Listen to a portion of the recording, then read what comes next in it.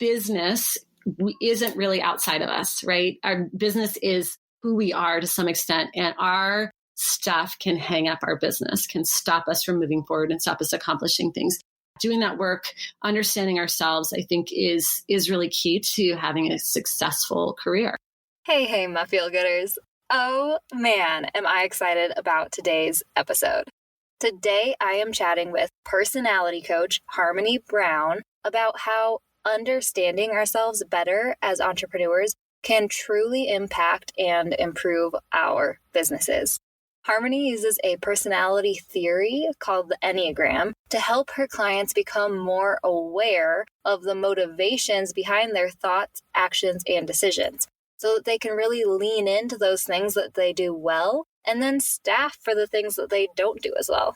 Today, I'm chatting with Harmony about the superpowers and weaknesses of each of the 9 personalities outlined in the Enneagram, so that we can all understand each other and communicate better and use this tool to improve our businesses. Now, Harmony explains everything a bit more in this interview, but if you're new to the Enneagram, I have added a link to the online test to the show notes below.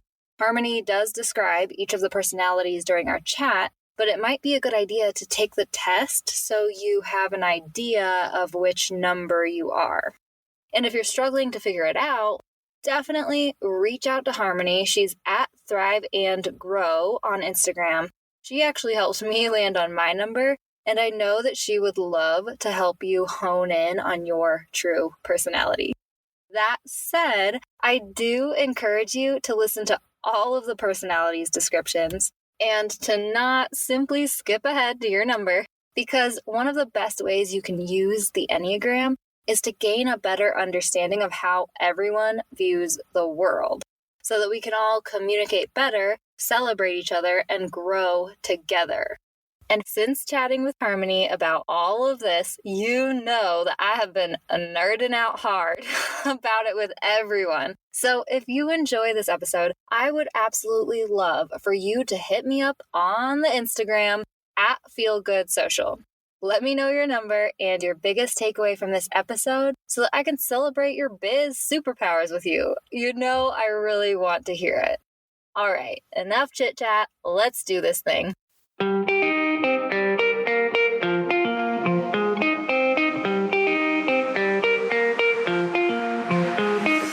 Hey friend, and welcome to the Feel Good Social Podcast. I'm your host, Kinsey, and I'm here to help you market your business in a genuine way that works without wasting your precious time. On this show, we chat about social media strategy and mindset tips with a focus on, you guessed it, feeling good. So sit back, relax, and enjoy some genuine conversation for the good of your biz. Hi, Harmony. Thank you so much for joining us today. How are you doing, hun? Oh, so good. I am actually super excited about being with you and working on this. You know, our call the other day when we started dreaming what this podcast could look like has just got my wheels spinning. So I'm really excited to be here. Thank you for having me. Yes. Oh, man. Yeah. So I have already introduced you a little bit in the intro, but I would love to hear from you. You know, what do you do and who do you serve?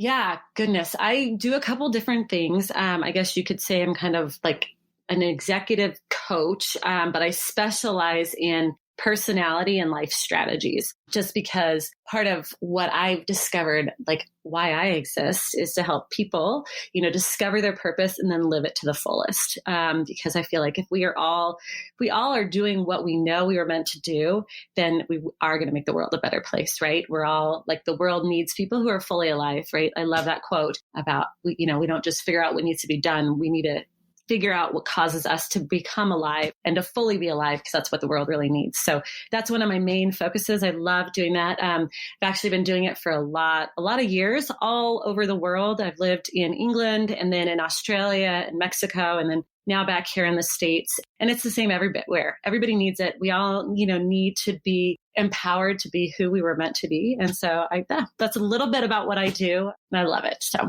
there you go. Yeah, I know. I geek out about all of this inner work stuff, understanding myself and being self-aware, I guess. We were talking about that a little bit the other day too. And so I'm so excited to chat with you. And today we are going to be chatting kind of about how we can understand ourselves and use that as entrepreneurs, which I'm super excited about. So do you mostly work with the Enneagram with all of your clients, or how does the Enneagram kind of come into your business, I guess? Yeah. Well, like I said, I've been working with people and coaching people for years, teams, for years and years and years. And I'd say about 5 years ago, I really discovered the Enneagram, and it was like my world opened up. Like I'm very spend a lot of time working on myself and trying to be self-aware and trying to grow and understand those kind of things. And for me, I felt like, wow, this has now just opened up a whole nother chapter of my understanding myself. And so it was transformative for me. It was transformative for my marriage and for my family and my work, my business, what I do. And then I started implementing it into my coaching. So now I use it really with every single thing. So I will go in and work with teams, and I'm like, man, it just, because there's a lot of different personality tests out there. I did Strength Finders, which is through Gallup. And then I did, a little bit on Myers-Briggs and DISC. I've done a whole bunch of different ones, but by far the Enneagram felt like it was the most useful, the one I could implement the quickest, but yet had the most depth, right? So that's why it was such an incredible tool for my work and what I do. So that was kind of how I started implementing it and discovered it was first personally what it was doing for me, and then my immediate surroundings, and then everything else that I do. Yeah. Okay, so let's back up just a little bit because I feel like I'm just so excited. I jumped right into it. No worries. Can you explain for those of us who really don't know what is the Enneagram or much about it, can you explain kind of exactly what is it and how do we use it? Yes, absolutely. So the Enneagram is a kind of personality typology. It's been around for a really, really long time. Some people think it goes even back to the Greek, philosophers as they were trying to decide on how people function. And they came up with these nine types of personality, I guess you could say. And so over the years, it's been refined, and psychologists and therapists and different people have come along, sociologists have come along and started using it and then expanding it and getting test subjects in and that. But really, if you think about it in a really simple context, it's kind of like 9 viewpoints of life, right? We all view life differently. And so it really is to say there's really 9 ways of viewing life. And if we can understand first where our stance is on life or our viewpoint on life, then we can start understanding everybody else's viewpoint. It's just the way we interpret information, kind of our main drives, and that there's 9 that over history have presented themselves in humankind. Oh, I love that you described it like that. I actually don't think I've ever heard of a personality test of any sort being described as a perception of life. Right. That is so interesting to think about. Yeah, it really is. It's fascinating because then you can be like, well, wow, this is the filter that I see things through, or the filter other people see things through. And actually the work is not then boxing ourselves into that or somebody else into that, but going, wow, now that I'm aware of it, I can actually grow beyond it. It helps us define maybe the box we're in versus putting us in a box. So then we can grow beyond it. As soon as we see it, then we can do something about it. Yeah. Yeah. And I was talking to my mom right before this phone call, and I was like, I'm talking to this woman about Enneagram and personality. And she was so excited. And we were talking about how I think it's so interesting. A lot of times when people talk about personality types or taking personality tests, they think about themselves. But it's interesting to think about how you can use it to communicate better with others as well, which I am bringing you back for a how to use other people's Enneagram to market better to people. So I'm so excited for that episode as well. It'll be so fun. But in today's episode, we're going to be chatting just a little bit about our own number and how we can utilize it as an entrepreneur to understand our strengths and then be aware of our weaknesses and try to, get out of the box maybe. Yeah, for sure. And I love that because we all will pull into all the different types, but there'll be that one core type is how we really, like we said, see the world, how we function. So when we can identify that, we can go, wow. And my husband and I, we've done tons on leaderships, and we work with people all over the world. And one thing we always say is you have to staff your weaknesses. But until you can't staff your weaknesses unless you know your weaknesses, right? So yeah, this is a big way to help us figure out, instead of always being like, well, I have to change and I have to get better and I have to do that. It's instead of just, that aspect of it going, this is where I'm good. And I'm going to obviously grow, but part of my growth is realizing like, I don't have to do it all. And if I have a gap, I can lean into someone else or something else to help like fill that gap so I can be really confident in the things that I am good at. Yeah. Oh, yes. And I love that you brought it there. Oh, there are so many different ways to like use your personality and understanding other people's personality in a business sense. Right. Not only speaking to your customers, but also building out your business and building out your staff. I love that. Exactly. Yeah. It's so important because, we are only going to be great at a few things. And if we know what those few things are, and that's where we spend our time and our focus, then we can grow exponentially. But sometimes we think, oh, I have to get better at all of these other things, which if it's character stuff and how you treat people, I mean, for sure. Yeah. But sometimes it's like, if that's not something you're good at, then pull someone in who is naturally good at, because then everybody starts to thrive. Yes. Oh, perfect. I love it. Okay. So before we get in, I really want to talk about, how we can use our numbers and our Enneagrams to understand ourselves and build a better business. But can you give just a few tips for people who maybe don't know their Enneagram or like where they should go to figure it out? There are a lot of tests online that can give you a really good start. They can kind of point you in the right direction, but I don't love always the tests online because the Enneagram is about self-discovery, and a test is telling you who you are instead of you discovering who you are. So I think it's a great starting point. So you can just Google Enneagram test, and then you can kind of choose one or two and then go into that. But one of the best things to do is read some of the descriptions that are out there, and then like pick 2 or 3 that resonate with you, and then delve a little bit deeper into that. Say, oh, well, this kind of resonates. Or, I mean, there are some people I've worked with who like right off the bat, they're like, yep, that's me. I am absolutely that 100%. But that's not everybody's journey. So you may stumble onto it right away. But if you're kind of like, I don't know, spend a little bit of time. And part of that is I'm going to sit on this and think about, is this actually me? Sometimes one of the best things, one of the godfathers or whatever of the Enneagram, he says the one that like the description that makes your skin crawl of like the unhealthy one might be yours.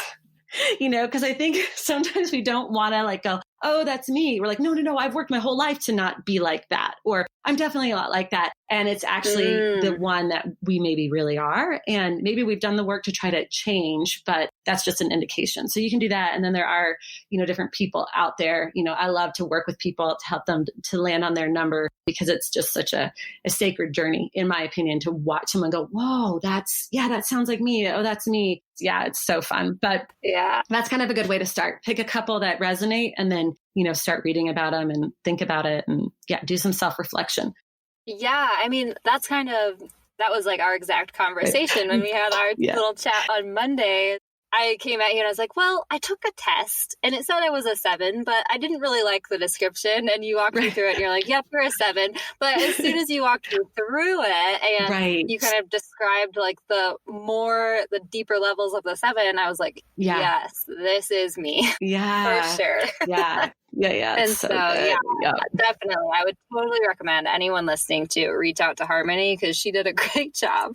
Okay, so let's go ahead and just get into it. We've figured out our Enneagram number. Can you tell us, I guess just walk us through what are the strengths and maybe what can we work on for each number? Yeah, absolutely. Okay, so like we said before, there are 9 numbers, and I'm just going to start with like logical 1 to 9, and we'll do a quick kind of description of them. Yeah. So if you know your Enneagram number, then this is going to resonate pretty quickly with you. And if you don't, maybe this will start unearthing like, oh, maybe I'm this or that or whatever, and kind of start you on that journey. But we'll start with 1. Ones are called the, reformer or the perfectionist. So they're the like rational, kind of really idealistic type. They are really conscientious is the word, wise, discerning, realistic, and really can be quite heroic. That's why I think they're called the reformers, because they are the type of people who can go into a situation and really see where the gaps are. They can look at something and say, whoa, that's falling short, or that's not quite right. And they can really say, hey, we can all do better. Like we can all go higher. We can all do more. We can change things. So there's a long history. They think Joan of Arc was one, so just to put it out there, the, greatness of the reformers. So they are really good. So as entrepreneurs, they are going to have such a high standard of excellence. They are going to, really, they have such a desire to be right and improve everything. They can just go in and really take things to the next level. And they are going to be highly organized and highly effective because of that. They love structure and they love things a certain way. And that's what can be they're really, really great in that sense to just go in and better everything. They are really going to be very, very focused on task. So they don't get distracted easily. So that's another kind of like superpower of they can go in and do that. One of their kind of hangups, though, one will, they say ones have the loudest inner critic because they have this drive to make everything better. They often will turn that drive against themselves and think, oh, I should be better. I need to be better. I'm not good enough. I'm falling short.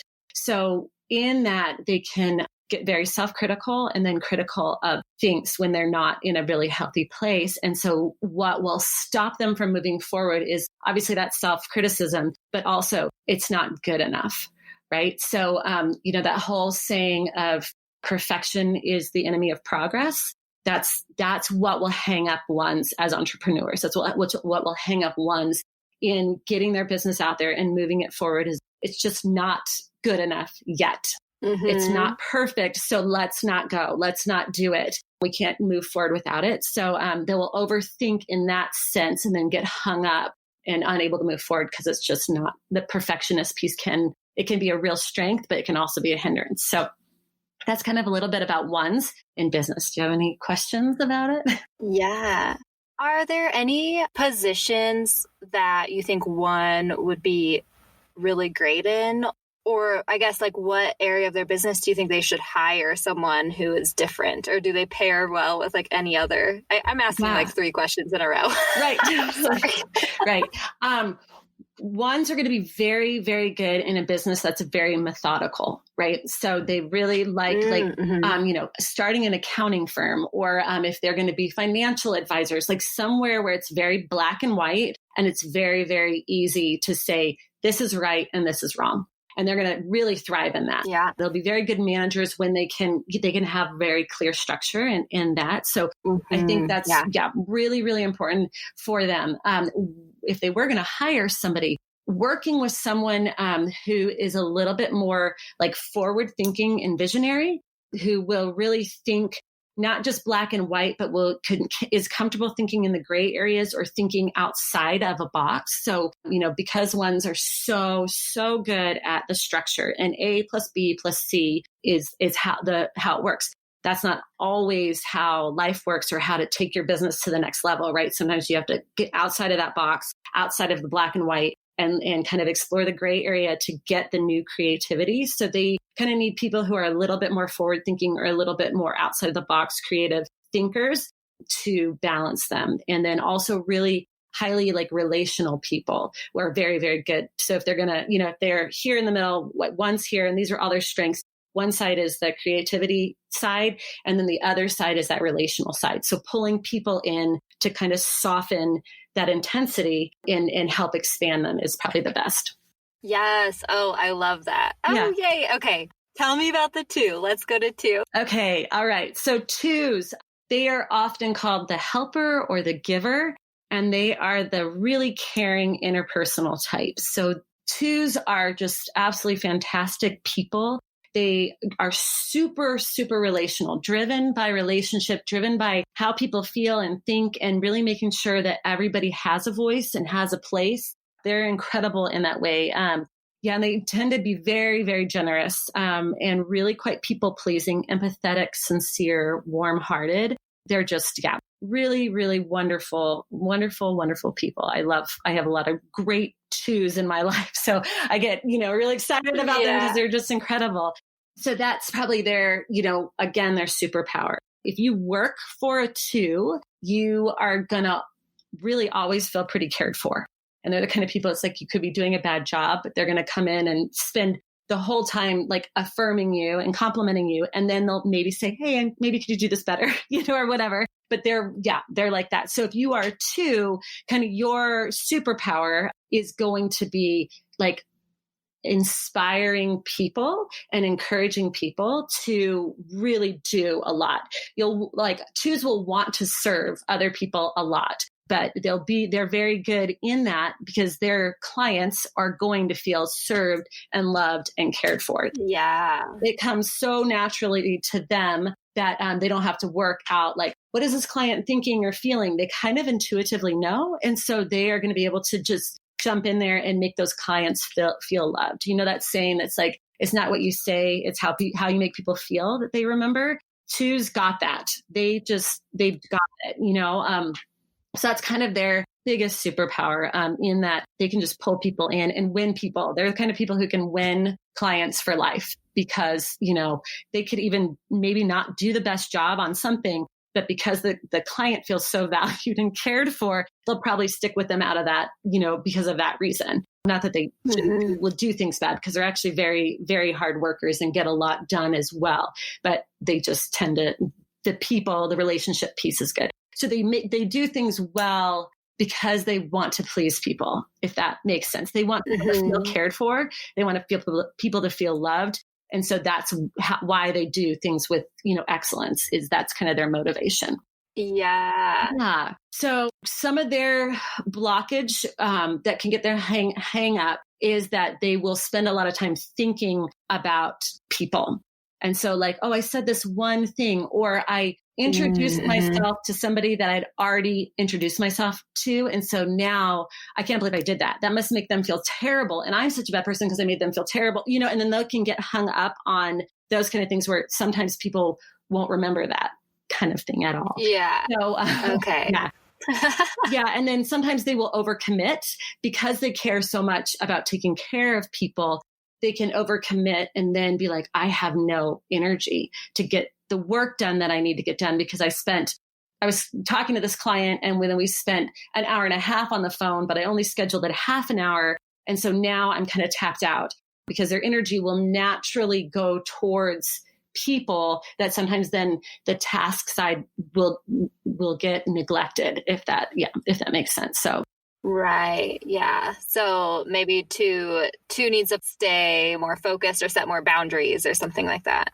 Right. Yeah. Boundaries is a big thing for twos when it comes to people. So they do need to do that, or maybe say my first time has to go to task. And then I spend time with people, just on a practical sense of I've got to get these things done. I will do that, even though naturally I will always lean towards relationship over task. I have to get the task done. So boundaries around that, and then boundaries around how often they say yes to someone, or, something like, oh, I'm a caterer and I have all these other events, but someone just called me and said they have this other event and, oh, they really need someone. I'm going to say yes, even if I can't. So they need the people in their lives that are like, hey, no, I'm saying no for you. If you can't say no, then they pull in the as far as staffing their weaknesses, someone who will say, no, we're going to say no for you, or we're going to say, this is your limit. You can only say it's back to the events thing. You can only do this many events. And even if somebody calls you crying in tears, you cannot say yes, or whatever. So, yeah.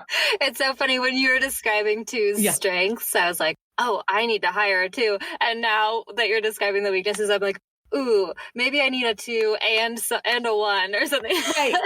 Yeah, totally. I need someone over here and over here. Exactly. Yeah. Oh, I love that. I know. And it's so fun as you're describing all the personalities to think about, oh, I wonder if this person in my life is this number kind of thing. It's so great. Yeah, it really is. It's so fun, because when you can see that, then it's you can start celebrating people for who they totally are and their strengths, and not be like, well, why are you so different than me? It's like, wow, you're different. And I love that about you. Yes. Oh man. Okay. I love this. Okay. Let's hear about a 3. And I think it's so funny because we were chatting before about Story Brand with Donald Miller and how his whole team does the Enneagram. And I think that he was saying his whole team is pretty much 2s and he's at 3. So I'm excited to hear what you have to say about 3 as well, and having to do with the 2s and everything. Right. Yeah. So 3s are often called the achiever or the performer because they are very, very driven to get stuff done.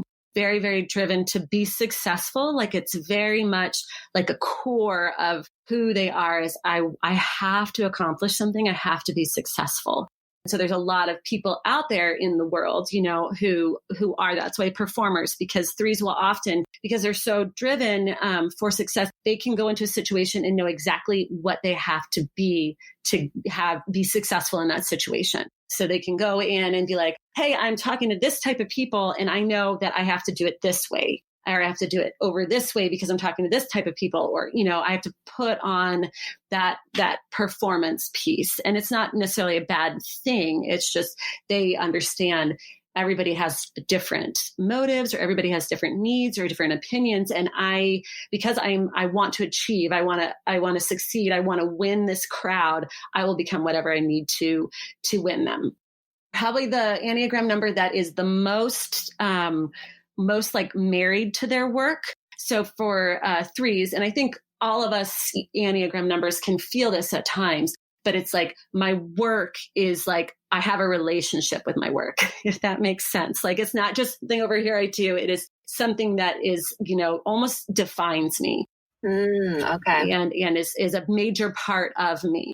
And so that's why they're really good at their work and why they can accomplish a lot of different things. So really, they're adaptable, driven, but very image conscious. That goes back to that being able to read a room. They kind of know what image they need to put forward. So even if it's personal image, or if it's like an interior designer, or it's somebody who like does stages, or, whatever it is, who's a graphic designer, they are very aware of what wins people's, admiration in a sense of image. So there's a few things that they're really, really good at. So, well, obviously explaining them shows you why they're good at their work, because they are going to be driven and they really, really desire affirmation. So they will do things very, very well for that. And, because they can know what they're really good at marketing, different things along those lines, because they can read people, they can read an audience very, very well, and then become whatever needs to happen. And because of the drive, they get it done. What can hang up 3s is they can get so concerned about the audience that they kind of disengage from themselves. So I've got to get this done. I've got to accomplish this. I've got to become this. And then they kind of can lose themselves in that, or be so driven to get stuff done that they'll like, oh, I'm going to cut corners. I'm just going to get it done. Oh, it doesn't really matter if I say it this way, if it's 100% true or not, because the drive to get things done is so strong that they can do that. And in turn, then they'll drive so hard that then they can burn out and almost kind of like, I've lost myself because my work became so important. I don't even know who I am anymore, And so this is a little bit deeper than just the practical side of business, but we both know like our inside, like landscape and what's going on with us directly affects our business. So that's just one of those things. And because the drive is there, they can also get really competitive. When we are trying to compete with everybody, we're going to fall short, right? Because that's not the drive we should be doing our business out of. So it's just something, to be aware of. Like we all know there's our competition in almost like a healthy business sense, but when it kind of overshadows everything we do, then we're not actually being healthy in business anymore, because we're being driven not by the need to do business well, but by the need to compete, which then in turn causes burnout. So there you go. There's a little bit about 3s. I love it. Do you think that 3s would benefit from just taking time every week, taking like a couple of hours to just sit and rest and like reflect? Or how do you think 3s should maybe push past that super intense drive that they have? Yeah, I think actually what you're nailing it. There's that, okay, I need to have intention time every week. And this will be really hard for threes.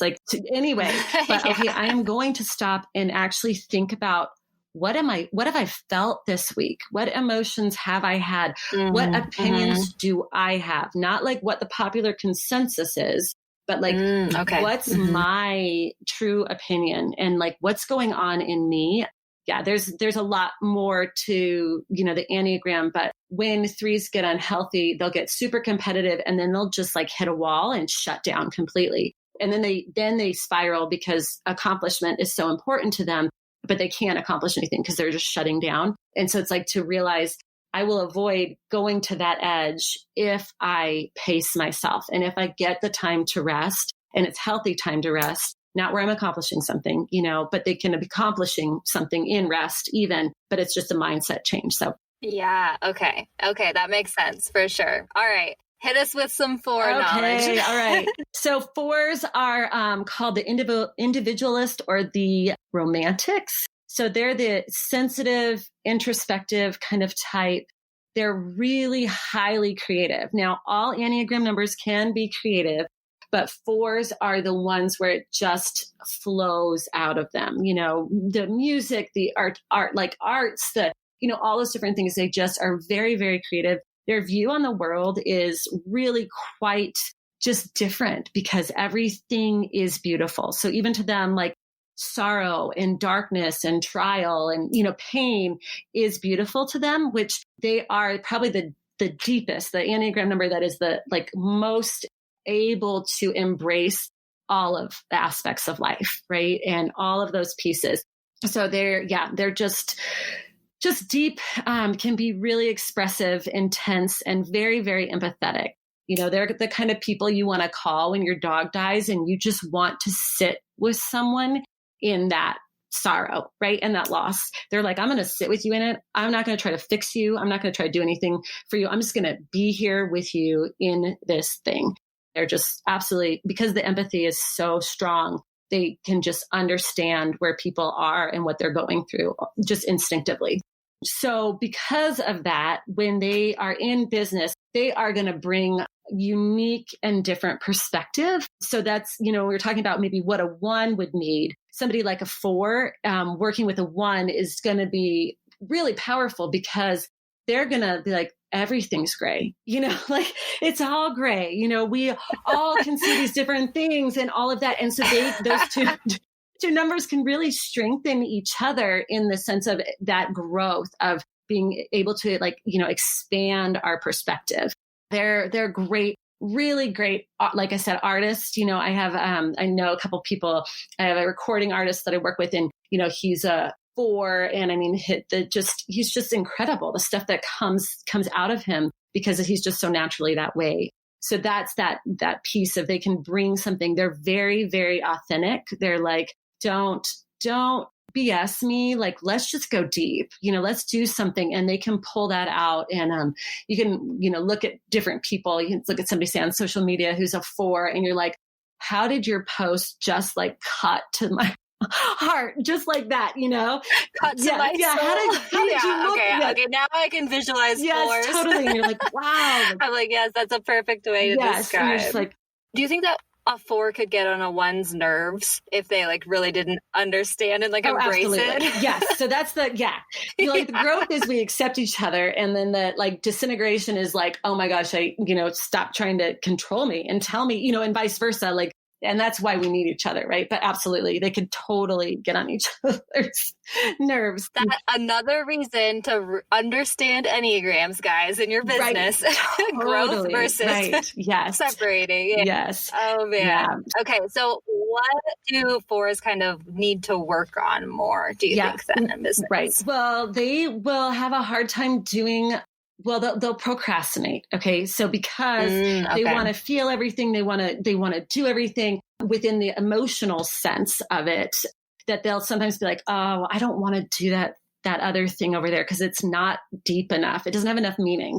Like, I don't want to balance my checkbook or my budget because then there's no meaning. There's no purpose, depth in it. Right. So they will avoid those kind of tasks because to them, it just, there's no beauty in it. There's no depth. So that can, they will kind of do that. And they want things to be on their terms, which isn't necessarily a bad thing for any of us, right? That's probably why people are entrepreneurs and business, they start their own businesses because I want it on my terms. But sometimes that can be like, well, I'm not going to do anything that I need to do for the business because it's not on my terms, even though it's good business practice. So they'll procrastinate at times. And that's why it's really important that they maybe have people in their lives, a coach, or they pull in staff that are going to be more structured and a little bit more driven. No, let's take your beauty and let's put some structure to it. And then let's get it out. Let's do something with it. Yeah. Okay. I love how you explain that. Every time that you're talking about someone's strengths, I'm like, what is their weakness? And then you just hit me with it. I'm like, that makes sense. Awesome. Oh man. Okay. I know. And every Enneagram type, I'm like, oh, that kind of relates to me. This kind of relates to me. Do you think that we all kind of have a little bit of other numbers in us too? Or? Absolutely. I think we all do. We can all pull from all of them. And that's my piece when I work with people, but as I train my coaches or I'm working with someone who really wants to learn the Enneagram for their business or just in life, I'm like, you have to find those things in every other number that are you too. That resonate with you, because then all of a sudden there's a solidarity. There's that like, I can connect with you on this, even though I'm like a 4 and a 1 and we could get on each other's nerves. Wait a second. We both really like this thing, or I see this in you and you see this in me. And that's kind of the best place to start. Actually, as we expand ourselves, is understanding those things that resonate with us in every number. Yes. Okay. Awesome. All right. Are we ready to do 5s? Yes. Yeah. So, okay. Are you enjoying this episode so far? If you answered with a big hell yes, I would love to ask you to snap a screenshot and share it to Instagram so all your biz buddies can hear it too. And don't forget to tag us at feelgoodsocial so we can spread the love right back to you. Thank you so much for listening, my friend. Let's dive back in. All right. Are we ready to do 5s? Yes. Yeah. So, okay. 5s are the investigator or the observer. And they're really like the intense kind of cerebral type. They are in their heads, highly intellectual and very methodical, but not in an necessarily outward sense, but very much in their brains, right? So they're very visionary, actually, and often ahead of their time. So a lot of philosophers and professors, in college, those, different things like that are going to be 5s because it's all about ideas. It's all about knowledge. They're really very extremely and very, very caring, but a little bit more reserved because they are constantly assessing everything and thinking through everything in their minds. But very innovative, very, very perceptive, alert, insightful, and really curious. They love, developing complex ideas and skills. For them, being knowledgeable and really like efficient and focused in understanding a skill is a high value for them. They also really do try to protect their inner resources. So when we were talking about boundaries, 5s are actually really great at boundaries because they know like, hey, I have a limited amount of time. I have a limited amount of energy. And so I'm going to use it and then I'm going to back away and replenish. So they're incredible at that. So with business and in entrepreneurial, endeavors, they really will know what they're doing when they start something, because knowledge and understanding are so important to them that they really will take the time to understand it all, right? They'll gather the data and then they'll like make a plan and then say, now I'm going to do this. And they will always continue to learn as they go, actually, because they're like lifelong learners, the type of people who just always want to be learning more. So they're really, they're great in a lot of different senses. But if there's an industry that's constantly changing, they're going to be actually really, really good in that industry because they're always learning. They don't get stuck in like, well, it was that way before.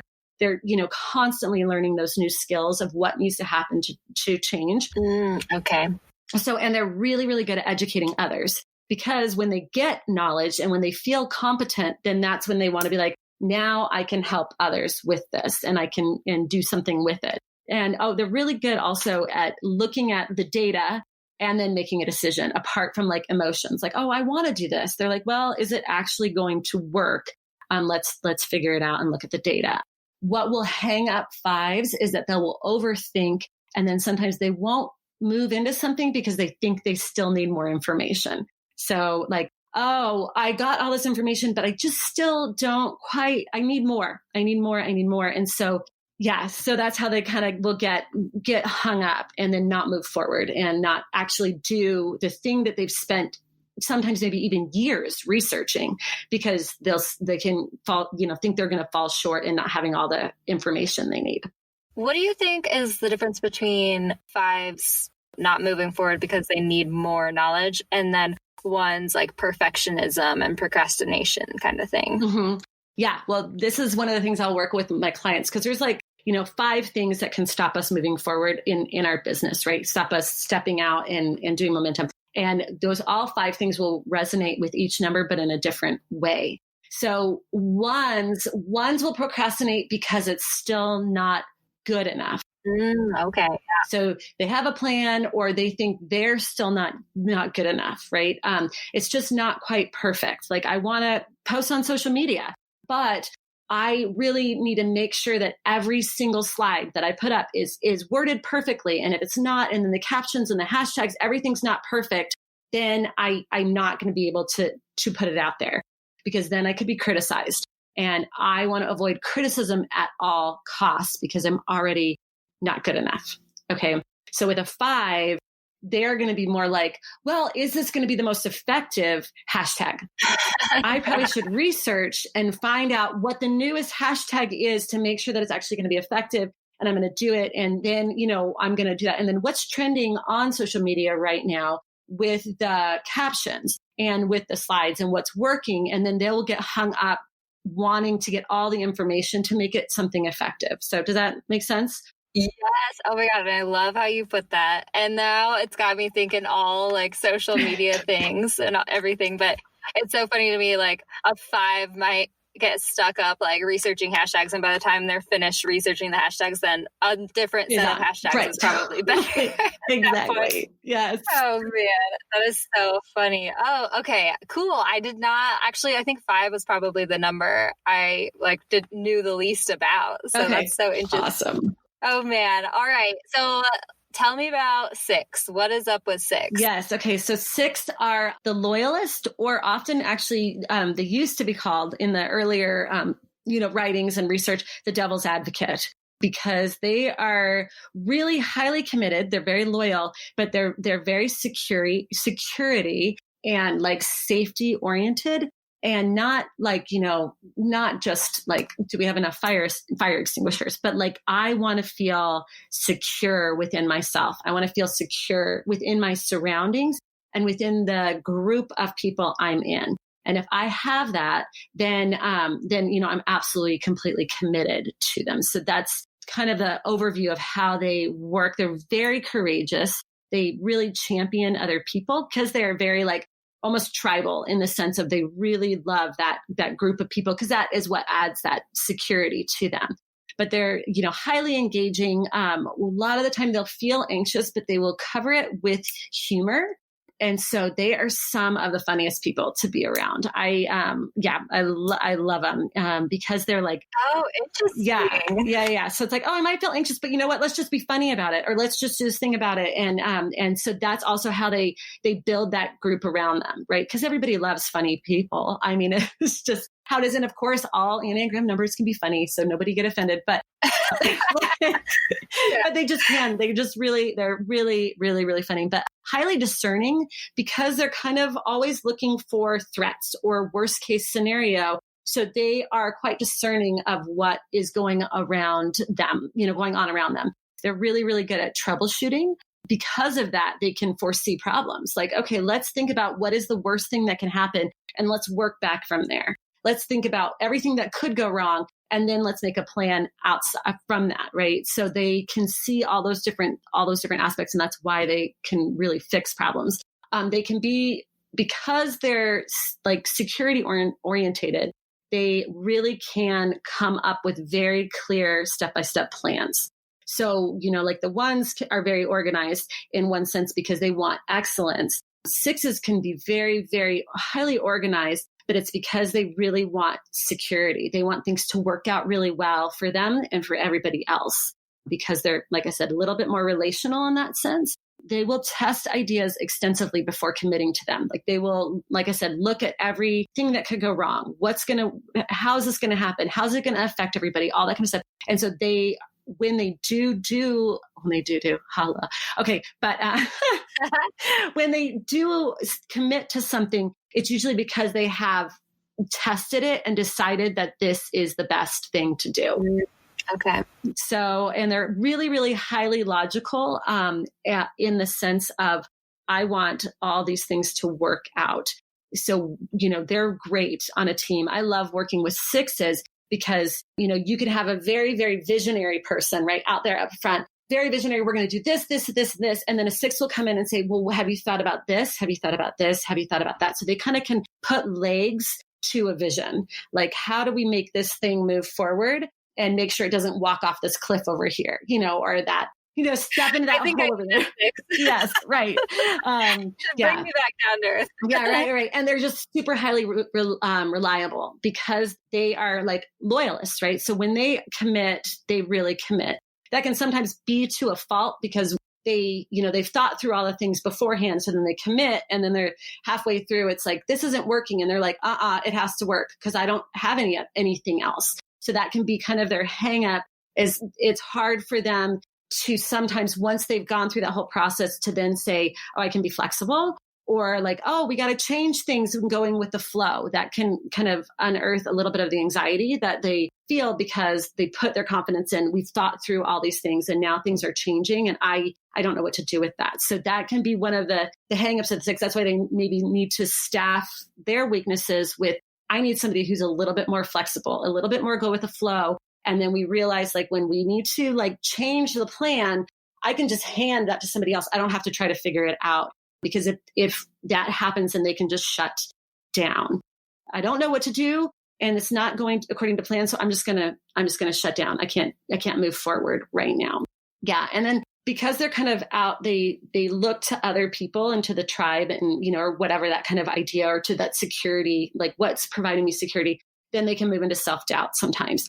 When they're really healthy, they're some of the most courageous on the Enneagram, but also they have to move past that. Like, I don't need everything else to tell me I'm safe and secure. I have it within me and I can move forward. Oh, okay. Yeah. As you were saying that, I was like, yes, I know this textbook 6 for sure. And I was also thinking about, I think I've traveled with a few 6s, and I feel like maybe those are the people who have the itinerary, or is that more of like a 1 or something? It's both 6s and 1s. Yep. Yeah. It's actually both. So they both do it, but their motivation is different, right? But they both are very much, like that. So interesting. Okay. Yeah. Okay. That is awesome. All right. Now I'm super excited about the 7 because that's what we decided on. Yes. So throw it at me. All right. Well, 7s are the, kind of spontaneous, actually busy, and they love variety. They also are really joyful and have a pretty positive outlook the majority of the time, which I think the majority of people love 7s. They're maybe like the favorite of the Enneagram, and not that we want to put anybody in boxes or make anybody feel insecure, but there is something about 7s that just bring the energy up, for everybody. I love working with 7s because I could be like, okay, I have all this stuff going on over here, be totally like kind of in my head, stressed. And then I start hanging out with a 7, working with them or whatever. And then I'm like, everything is fine. The world is so wonderful, because that's like their superpower of like, the world is fantastic. We love the world. We love exploring the world. We love seeing the world. And we love like inspiring everybody to that, like kind of excitement of like, everything is going to be okay. Everything's going to be better. And it's great. They're very, very like quick thinkers though. So even though like they're fun and they're exciting and they love adventure, they're very, very quick thinkers and very like visionary. And they are the type of people that like you could bring them a problem and they can hear the problem. And before you're even done telling them what's going on, they have 15 solutions for you. Hey, we could do this, and we, you know what I mean? We're going to be like, it's going to be fine. We're going to be good. And I mean, they're just so often in that kind of place where they can just pull all these different things that might not make sense to anybody else and then put it into kind of a solution, or like, here we go, let's do this. And they can draw the connections between things really, really easily. And they like, I think I was saying this to you the other day, they're really good at, so in business, being able to figure out what's going to work and what's not going to work, because they like variety and they like change. They're kind of like have this thing where, I mean, maybe when they're not healthy, they can jump from thing to thing to thing and never commit. But I haven't seen a lot of that with sevens, maybe younger, people. But most of the time as sevens grow and mature, they start realizing like, hey, this is not going to work. I'm sorry. You're like, this is boring. This is not fun. It's not going to yield results. People aren't going to buy into it because of those reasons. And so they kind of have this superpower of knowing what's going to work and what's not going to work, or they're so able to go with the flow. They can change things on a dime, right? Like they can go, that's not going to work. Let's do this, because they think quick and they make those connections. And so that is it. They're very visionary. They're going to have 15 ideas all the time, like an hour, like, oh, we're going to do this. And maybe 2 of those ideas are going to become something, but they don't get hung up on that because they're just, they can move fast. They can think fast. They can like adapt fast. And that's kind of like I said, like one of their superpowers. So, but they can also be really very practical. Like I said, this doesn't work. We're not going to do that. So the hangups of the sevens are, they may try to do too much, right? So they're going to be like, oh, I want to do all 15 of these things and not realize like, really, I can only make 2 of them really work, at least today, so learning like the timing is really important for sevens, and pulling into maybe that 6 or that 1 who says, hey, yeah, you have all these ideas, but, or 5 is really good at this too. What about this? Have you thought about that? Have you thought about that? Which sevens might not like because they want things to always be good. So they are like, oh, I don't know if I want to have that conversation. But again, as we grow and mature and we realize we got to staff our weaknesses, it's pulling in those people who are going to make us our very best and allow us to be fully who we are meant to be. Because they do too much, sometimes can wear themselves out, just because they want to do all these different things. They want to be a part of all these things and do that. That's a couple of things. Sevens will procrastinate because they don't want to do something that's boring or painful. So we talked about that on Monday. Okay, yeah. So that's, that can be one of their hangups is like, I know I have to get this other stuff done, but it's not something I want to spend my time on, because I want to do something that brings my energy up and keeps my energy up, because that's my sweet spot. Yeah. And I think whenever we were talking on Monday too, and you were saying we come at things with like a plan of action, like we can hear a problem and be like, this is what we have to do to fix it. And I was kind of thinking about that in like a relationship standpoint with my boyfriend, where it's like, I've had to learn that not to problem solve sometimes, to step back when it's not my duty, because all I want to do is problem solve, and it's not always the best, I guess, action to take. Yeah. It's like, oh, I don't have to solve all these problems right now. I just need to focus on this thing, my thing over here. Yes. Yeah. Oh my goodness. And oh my goodness, literally, and I have a podcast that came out today that's like how to show up during times of uncertainty, just because of what's going on right now and everything. And I was really, really keen to put it out because I was like, okay, I need to talk about this and this and this and this. I really wanted to talk about the whole mindset piece. And then I was chatting with my friend Paige, and she was like, Kins, you don't have to solve every problem. You don't have to solve all the world's problems. You need to focus on what your people need from you. And I was like, okay, of course. Like, stay focused. Yes. As soon as she told me that, I was like, oh, but of course. Yeah, that makes it so much easier. And the episode was like so much easier to record. Yes. It was hilarious. But that makes perfect sense. Okay, so let us know about the 8, which I'm excited to talk about because you're an 8, right? I am, yeah, right.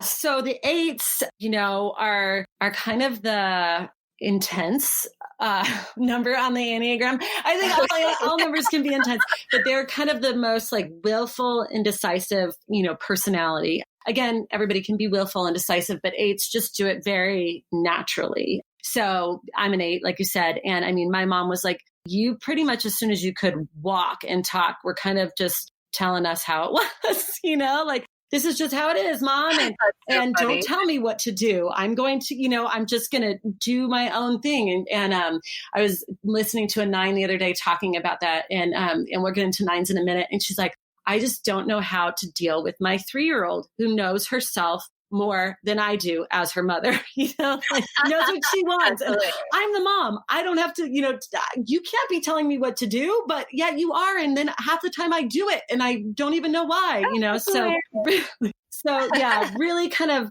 strong, but also like quite inspiring, 8s, when they are really healthy, they care deeply about people and they can be very protective. So 8s, one of their kind of main things is empowering everybody. So they kind of are naturally strong and confident, but they really believe that everybody can be strong and confident. Everybody should be cared for and should have, that kind of empowerment and be what they can be, not, sitting on the sidelines or whatever. So they don't tend to have a problem with saying things straight, really, really good at detecting any kind of BS. They like 8s will deal with anything unless you lie to them, or whatever. Because they're just like, like the value is so strong on just saying things as they truly are, and not kind of like, let's dance around it and let's do that, kind of like, oh, I'll pretend to compliment you, but really, I'm kind of undermining you. They're like, just tell me if you don't like me, say it how it is.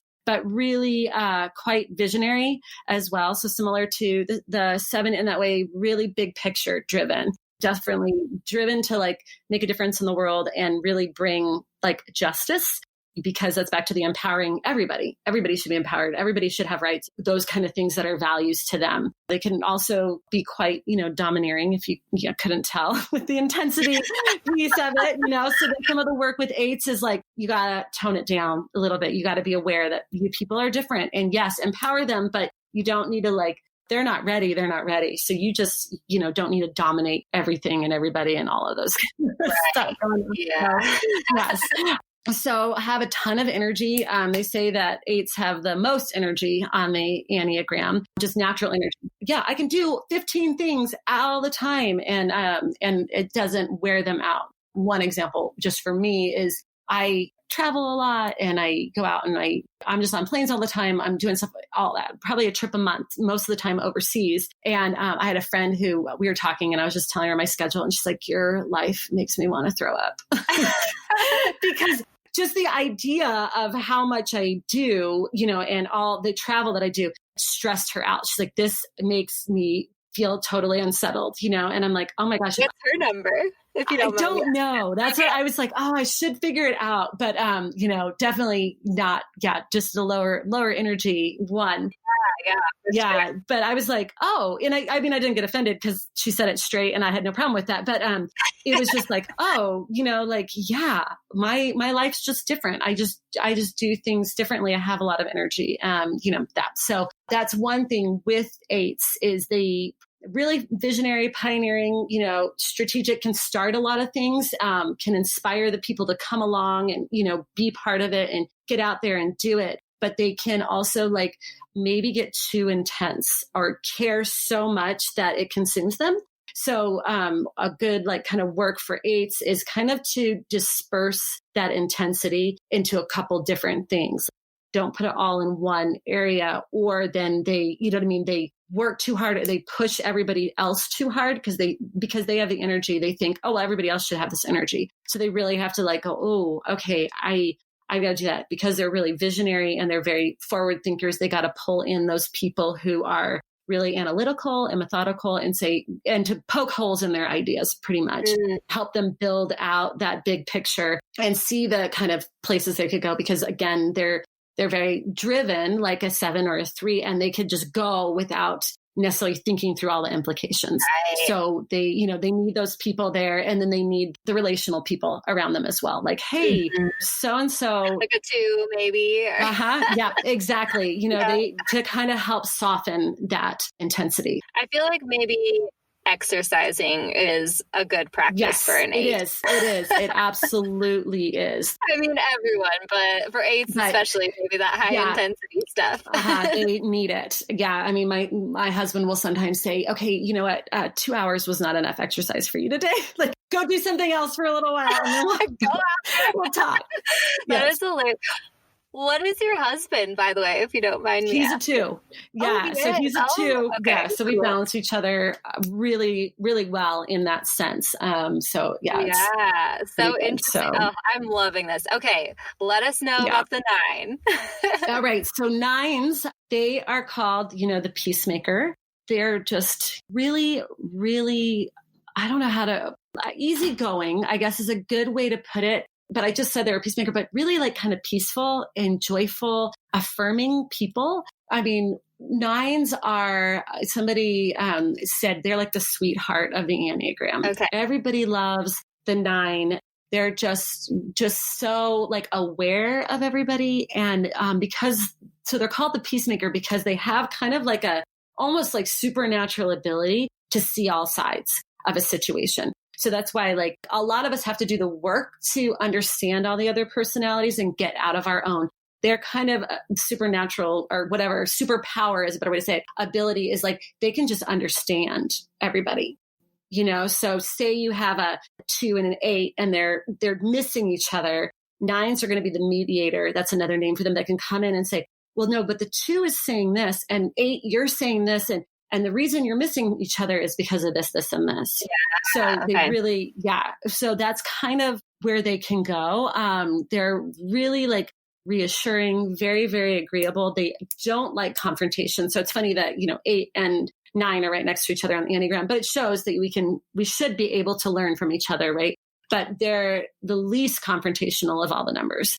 They would want to avoid it at all costs because to them, their highest value is inner peace and external peace. They just want peace in their surroundings, which makes them great people to be around because you walk into a room and you're there with a 9 and you're like, everything just feels peaceful. Like everything is like, okay. And you don't even know why, but it's just because they kind of emanate that. But there's this like stress of that being violated or that being taken from them. So they will then say yes. And they will, I'm going to see all sides or sure, that's fine with me. Oh, that's fine with me because they want to avoid any kind of confrontation, any kind of thing that would make them feel disconnected from others and from their peace. So they are the kind of people who, they could do lots of different jobs, but say like a counselor, right? Who is going to like come in and work with a family or work with a couple. They're going to be really, really good at seeing that. I think they're probably actually really good marketers as well because they can understand the landscape that needs to, be marketed to. And so they, really, really good at that. Really, they're very good with people in any kind of like role where people need to be cared for. So they're similar to the 2 in that way, but also they're different. Their motivations are different in that sense. But they will, really care for people and help people along in that. Also, they're really good in, roles that are a bit methodical, where they can just get the stuff done and they don't have to deal with any kind of conflict. So those are kind of a couple different things. Yeah, my mom is definitely a 9. As you're saying that, I'm like, oh yes, okay. I love picking out friends and people who I know that say, yep, you're that number. Yeah, and now it makes sense. I see them this way or whatever. Yeah. And I love thinking about the different ways to communicate with different numbers and like the motivations behind them and like how they'll respond to situations in different ways. It's so interesting to think about all this stuff. Yes, that's fascinating. I love it so much. Oh, man. Okay, so tell us what maybe the downfalls of the 9 are and what they need to work on. So the 9s need to work on having their own opinion. What they can do is they can kind of get lost in understanding everybody else that then they don't actually have an opinion about something, right? And then they're like, well, nobody's paying attention to me and nobody's listening to me. And it's because they don't have their opinions. So it's really important as an entrepreneur, yes, use that superpower, but also like make sure that you have your own voice. You have a voice that's I want to determine the direction of this and I'm going to consider other people. I'm going to consider it, but I am going to lean into like taking charge and moving forward, which can sometimes feel like, oh, I'm going to bring confrontation because I'm taking charge. But it's really like, no, you are just going to better everybody if you lead, because they can be incredible leaders. They can, because they can make everybody, hey, I want to hear everybody's opinion. I want everybody to have a voice. I'm going to give space to all of that. They just need to not lose themselves in the midst of that.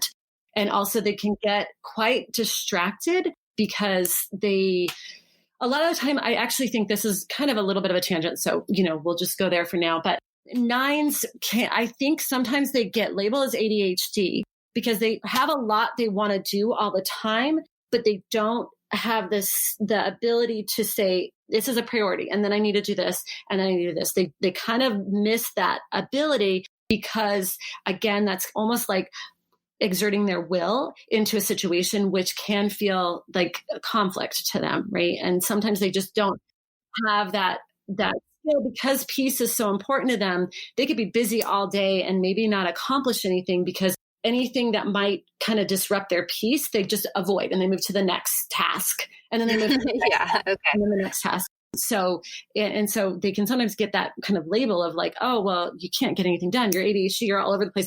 That's not actually it. It's just how their brain works, how they function. So they kind of need that structure. They need a structure of a list of, I'm going to accomplish this. This is a priority. And then this. And I mean, we can all feel like we're ADHD. We can all feel like we have a million things to do and we can't get any of it done.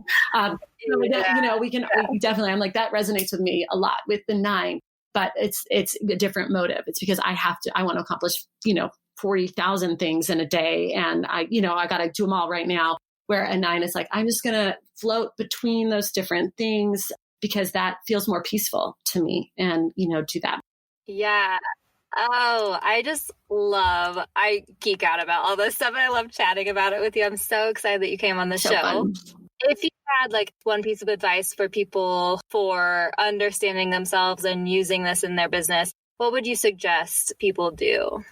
One, I think, learn your own stuff, right? So spend some time once you land on your number, go through and look up what the drives and the core fears and motivations and kind of try to unearth your blind spots, right? So blind spots are the things that we just absolutely cannot see about ourselves. They're a lot of time the subconscious driver that causes us to make decisions and act a certain way, but we don't actually realize they're there until we take the time to kind of settle into ourselves and look at some of the stuff that maybe makes our skin crawl or stuff we've been avoiding.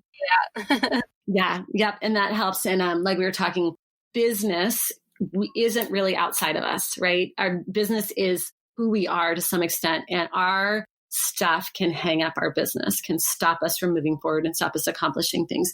Doing that work, understanding ourselves, I think is really key to having a successful career.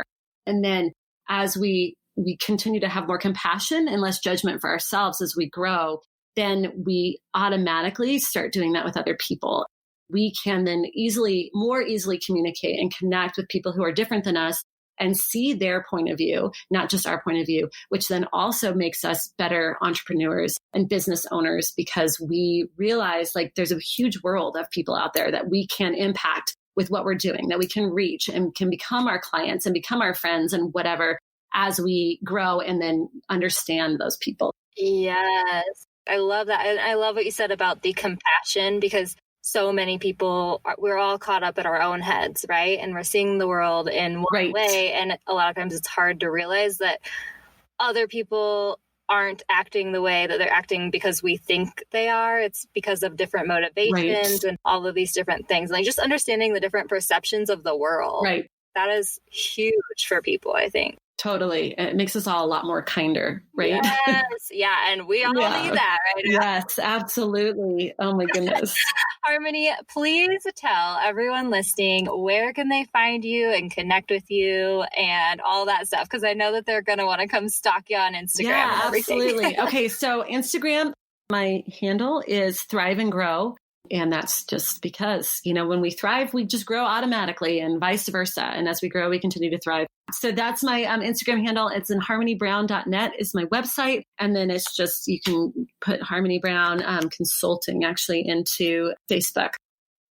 Oh man, how rad was that chat with Harmony? I don't know if you could tell. I was geeking out the whole time. I just love talking about this stuff. I love talking about our perceptions on the world and how we can all understand ourselves better, become more self-aware, and also understand everyone else better. Because, one of my greatest takeaways from this episode is just realizing how we can all better communicate with each other, right? Whether that's our clients and customers or our employees, and then we can bring that over into life and relationships in general.